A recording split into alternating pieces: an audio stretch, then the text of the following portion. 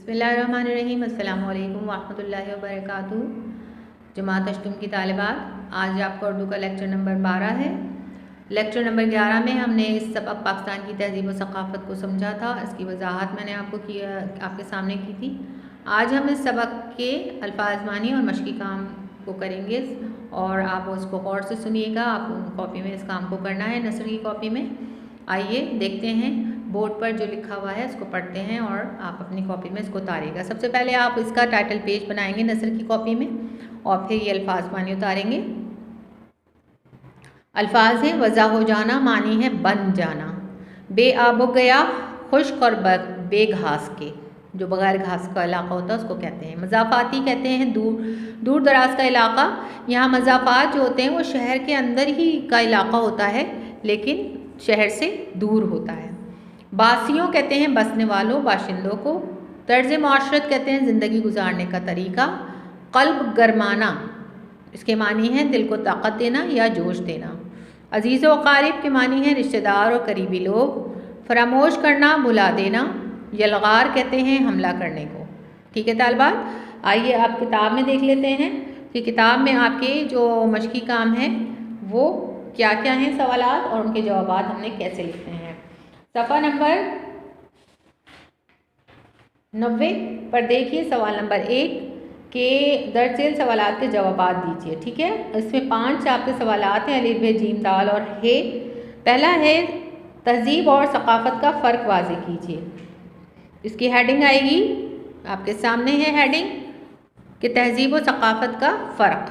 ठीक है, और इसका जवाब आप कैसे लिखेंगे, आपको इसका जवाब सबक के पहले पैराग्राफ में ही मिलेगा कि किसी भी मुआशरे में रहने वाले या किसी भी ख़त्ते में रहने वाले लोगों के रहन सहन, रस्म व रिवाज, ज़बान, अदब, फ़नून लतीफ़ा, अक़ायद व नज़रियात और ज़िंदगी मौत के मौक़े पर इजहार की जो सूरतें हैं, ये सब सक़ाफ़त हैं, सक़ाफ़त में शुमार होती हैं। ठीक है, और फिर आगे इसी के लिखा हुआ है कि जब तमद्दुन और माशरत में मज़कूरा कैफ़ियतों के इजहार के लिए तरीक़े, सलीक़े, ज़ाब्ते, उसूल और क़वानीन वज़ा हो जाते हैं तो उसे तहज़ीब कहते हैं। आपको पहले ही पैराग्राफ में इसका जवाब आसानी से मिल जाएगा।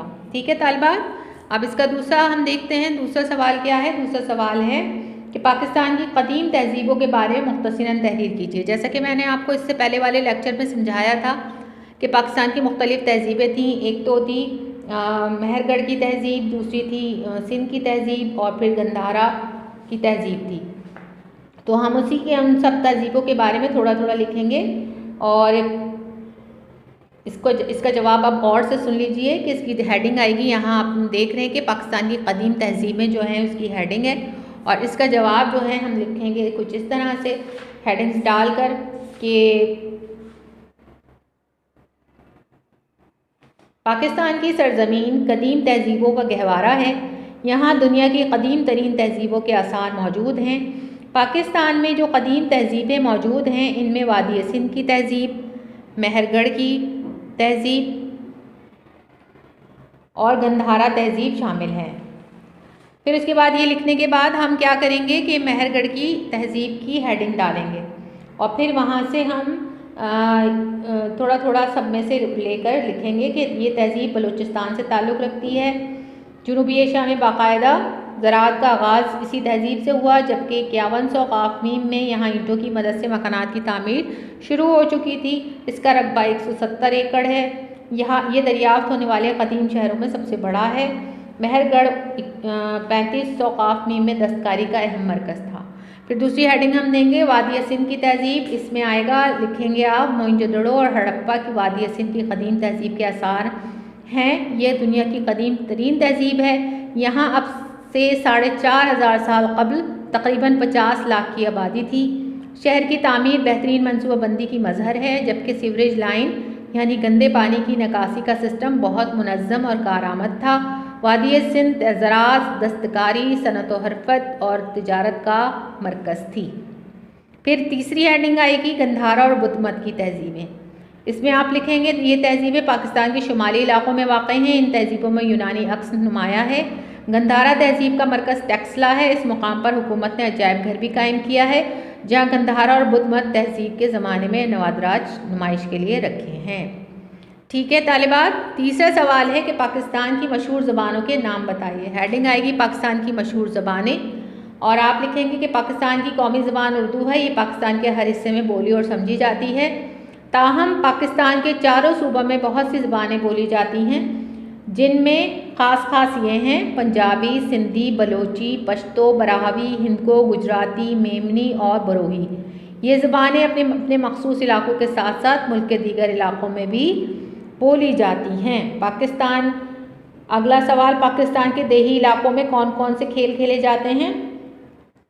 मैं आपको बता दूं कि सवाल नंबर 3 का जो जवाब है वो आपको सफ़ा नंबर 88 पर आखिरी पैराग्राफ के आखिर में मिलेगा कि पाकिस्तान की कौमी ज़बान उर्दू है से लेकर पहचान कायम होती है। ठीक है, और इसी तरह से आपको सवाल नंबर 4 जो है वो है पाकिस्तान के देही इलाकों में कौन कौन से खेल खेले जाते हैं, उसकी आप हेडिंग देंगे कि पाकिस्तान देही इलाकों के खेल। ठीक है, और फिर आप इसका जवाब जो लिखेंगे वो लिखेंगे यहाँ से सफ़ा नंबर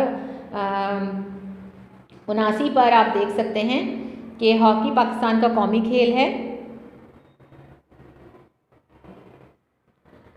मगर क्रिकेट सबसे ज़्यादा खेला और देखा जाने वाला खेल है। मोहल्लों बस्तियों की सतह पर कुश्ती, मलाखड़ा, कबड्डी, गुल्ली डंडा, लट्टू, तैराकी और जोर आजमाई के मुकाबले देखने में आते हैं। यहाँ तक इसका जवाब है। ठीक है, फिर है सवाल कि मोइंजोदड़ो की तहजीब के बारे में मुख्तसरन बताइए।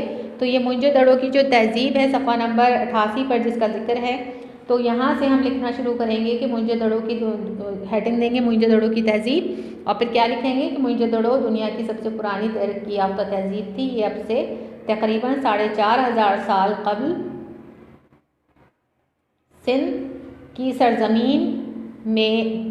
सरजमीन पर दरियाए सिंध के किनारे लाड़काना से तकरीबन 27 किलोमीटर के फासले पर एक अंदाजे के मुताबिक 50 लाख अफरादी की आबादी पर मुश्तमिल हस्ता बस्ता शहर था, जिसकी गलियां चौड़ी और सीधी थीं। शहर के मरकज़ में एक बाज़ार था और सारे शहर की गलियां इसी बाज़ार पर ख़त्म होती थीं।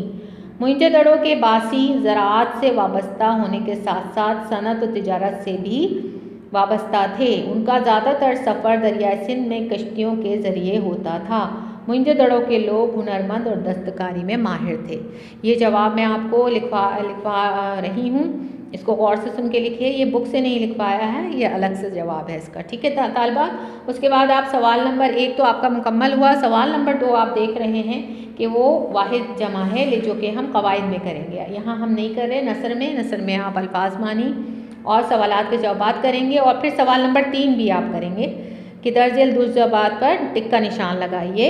थारे खत्ते में ज़राअत का बाकायदा आगाज़ कहाँ से हुआ? हमने पढ़ा था महरगढ़ से हुआ था। महरगढ़ की तहजीब में सबसे पहले ज़राअत का आगाज़ हुआ था। फिर है मोइंजोदड़ो की तहजीब पाकिस्तान के किस सूबे में इससे ताल्लुक़ रखती है? तो वो सूबा सिंध है। गंधारा तहजीब का मरकज़ पाकिस्तान का कौन सा इलाका है? तो वो है टैक्सिला। फिर है पाकिस्तान की कौमी ज़बान कौन सी है? उर्दू। पाकिस्तान में सबसे ज़्यादा खेला और देखा जाने वाला खेल कौन सा है? क्या पढ़ा था हमने? क्रिकेट। ठीक है ना, तो ये सवाल नंबर 1, सवाल नंबर 3 आपने नसर में करना है अल्फाज मानी के साथ। और अब हम देखते हैं कि हम कवायद में कौन सा काम कर रहे हैं। जी तालबात देखिए, यहाँ बोर्ड पर इसी सबक की वाहिद जमा अल्फाज और अल्फाज मुतरादिफात लिखे हुए हैं। आपने भी इसी तरह से अपनी कवायद की कॉपी में ये काम करना है।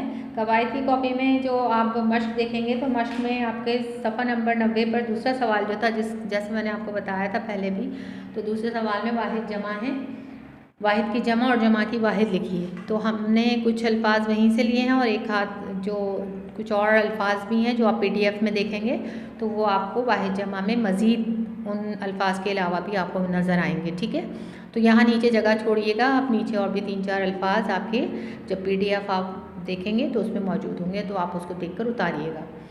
कानून की जमा कावानीन, असर की जमा आसार, मरकज़ की जमा मराकज़, ज़ख़ीरा ज़ख़ायर, आला आलात, ज़ायर ज़ायरीन, सक़ाफ़त सक़ाफ़तें। ठीक है तालबात, फिर अल्फाज से देखिए, उरूज ज़वाल, पैदाइश की वफ़ात, खुशी की गमी, सस्ती की महंगी, मशरिक़ मग़रिब, बाशऊर बेशऊर। अल्फाज मुतरादिफात हैं, पड़ोसी हमसाया, वाहिद अकेला, तहजीब सक़ाफ़त, लिबास पहनावा, ज़ाब्ता उसूल, यलगार हमला या धावा, अज़ीज़ अकारिब रहन सहन। ठीक है तालिबात। इसके अलावा आपका सफ़ा नंबर 91 पर देखिए सवाल नंबर 4, ये तमाम आपने काम जो है वो कवायद की कॉपी में करना है टाइटल पेज बनाकर। उसके बाद सवाल नंबर 4 भी आप अपनी कवायद की कॉपी में करेंगे कि अल्फाज और मुहावरात को अपने जुमलों में इस्तेमाल कीजिए। कुछ अल्फाज हैं, कुछ मुहावरात आपको दिए हुए हैं, उनके जुमले बनाने बहुत अच्छे से। रंग गहरा होना, अकीका, जन्म लेना, नाप तोल, जोड़े रखना, कल्ब को गरमाना और साहिल, इनके आपने जुमले बनाने हैं मयारी और बहुत अच्छे। ठीक है तालिबात, इंशाल्लाह अगली क्लास में फिर मुलाकात होती है। तब तक के लिए अल्लाह हाफ़िज़।